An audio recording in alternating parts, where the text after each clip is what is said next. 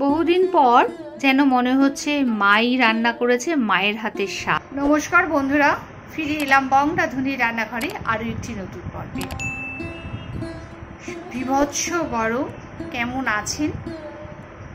আর আজকে আমি এই রেসিপিগুলো শেয়ার করলাম যেটা নাকি এই গরমে একদম উপযুক্ত, যেটা খেলে পরে শরীর সুস্থ থাকবে। সত্যি বলছি বন্ধুরা, আজকের রেসিপিটা একদম যেন আমার মায়ের হাতের রান্না করা হয়েছে। আমি জানতাম না, আমার অজান্তেই কিভাবে যেন রান্নাটা করে ফেলেছি। খাওয়ার পর মনে হচ্ছে যেন মাই রান্নাটা করেছে, কিন্তু মা তো কাছে নেই।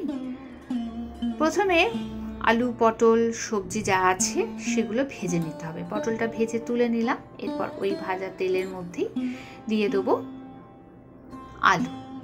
আলুটাকেও ভেজে নেব। আর আলুটা ভেজে নেওয়ার পর এর মধ্যে একটু পেঁপে দিলাম। পেঁপেটাও ভালো করে নেড়ে চেড়ে নিয়েছি, একটু ভাজা ভাজা হয়ে গেছে। এখানে সাদা জিরে আর তেজপাতা একটু ফোড়ন দিচ্ছি ওই যে তেলের মধ্যেই। অতিরিক্ত তেল আমি আজকে দিচ্ছি না এই গরম গায়ের মধ্যে।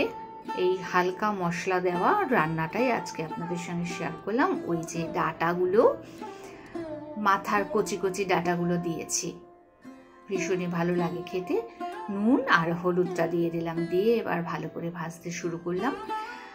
আদা বাটা দিলাম, আদা বাটাটা দিয়ে ভালো করে নেড়ে চেড়ে ভেজে নেব। পাত্র ধোয়া জলটাও দিলাম এর মধ্যে, এইবার ভালো করে কষিয়ে নেবো। আর দিলাম টমেটো বাটা, টমেটো বাটিনি কিন্তু টমেটোটাও ঘষে দিয়েছি। আর আদা বাটাও যদিও আমি বললাম, কিন্তু আদাটাও আমি ঘষে দিয়েছি গরমের মধ্যে। আর বাটাবাটির ঝামেলা করিনি। পরিমাণে জল দিয়ে এটাকে সেদ্ধ হতে দেব। বড় লঙ্কা, গোটা গোটা লঙ্কা একটু ওপর দিয়ে দিলাম, ঢাকা দিয়ে দিলাম। মিনিট দুয়েক পর ফুটে উঠেছে, ঢাকাটা খুলে নিলাম। বন্ধুরা, কি যে অপূর্ব স্বাদ হয়েছে, খাওয়ার পরে বুঝলাম এই গরমে একদম উপযুক্ত রেসিপি। বন্ধুরা, সত্যিই যদি আপনাদের এই রেসিপিটা দেখে ভালো লাগে, প্রচুর প্রচুর শেয়ার করে লাইক করে দেবেন। আর সাবস্ক্রাইব করে পাশে থাকা বেল আইকনটি অল ক্লিক করে দেবেন, যাতে প্রত্যেকদিন নতুন নতুন নোটিফিকেশনটা সবার প্রথম আপনার কাছে পৌঁছে যায়। মাছের ঝোল নামিয়ে সজনে ডাঁটা দিয়ে মুসুরির ডালটা সম্বরা দিয়ে নিলাম। কড়াতে তেল দিলাম, পেঁয়াজ লঙ্কা ভাজলাম। ভেজে ওই যে ডাঁটার যে শাকটা ছিল, কুচি কুচি ছিল, তো এই ডাঁটার শাকটাকেও ভেজে নিলাম। শাকটা নুন হলুদ দেব। শাকে আমি হলুদ দিই না, নুনটা দিলাম। এবার ভাজা ভাজা হয়ে গেছে, তো এখানে শাকটা নামিয়ে নেব।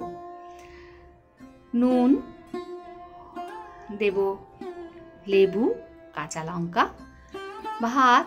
আর আছে এখানে প্রথমে দিচ্ছে শাক ভাজা, ওপরে দিচ্ছি, এখন তো গরমকাল, ভীষণ ভালো লাগে যে কোনো শাকের মধ্যে যদি একটু কাসুন্দি দিয়ে খান। আর ওই যে সজনে ডাঁটা দিয়ে ডালটা করলাম, তার সাথে রয়েছে শসা। বন্ধুরা, তারপর ওই যে পাতলা মাছের ঝোল, একদম মশলা ছাড়া, দারুণ খেতে। এই গরমের উপযুক্ত রেসিপিগুলো আপনাদের সঙ্গে শেয়ার করলাম। আজ তবে এই পর্যন্ত, ফিরে আসছি পরবর্তী ভিডিও নিয়ে পরবর্তী সময়।